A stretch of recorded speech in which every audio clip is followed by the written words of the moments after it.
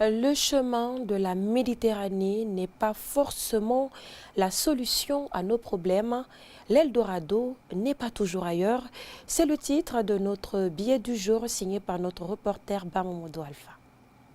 Halte à l'immigration clandestine. Comme dirait l'autre, la vie est belle et le monde est beau, mais seuls les vivants le sauront. Et notre renchérit en disant que la vie n'est rien et rien ne vaut la vie, c'est pourquoi elle mérite d'être vécue, voire même célébrée. Il est vraiment regrettable de voir des milliers de bravalides quitter leur pays pour une destination incertaine. Je suis écœuré et scandalisé de voir des jeunes mourir sous l'effet de la chaleur du désert et des tortures de la part des agents des pays traversés. Alors qu'il fait, on dénombre plus de 1200 Guinéens dans le désert nigérien qui vivent dans des conditions pénibles. Selon l'OIM, plus de 2000 personnes ont trouvé la mort dans la Méditerranée lors des traversées pour le premier semestre de l'année 2023. Ce qui prouve à suffisance que la Méditerranée est devenue un cimetière à ciel ouvert pour la jeunesse des pays africains. Et le manque d'emploi est souvent l'une des raisons invoquées par ces candidats à cette aventure ambiguë et incertaine.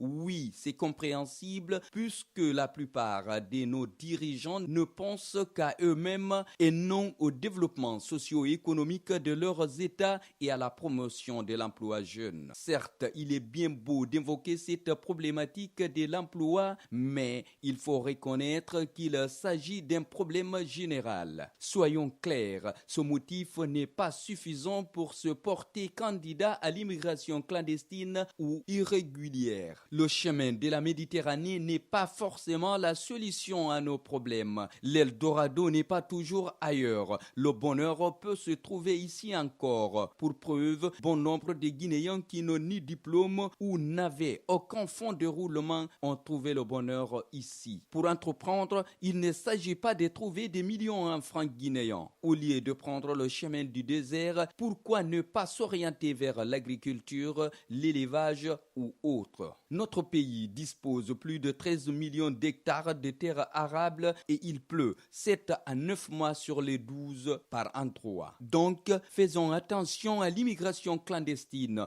et pensons à cet adage qui nous enseigne que la terre ne trahit jamais.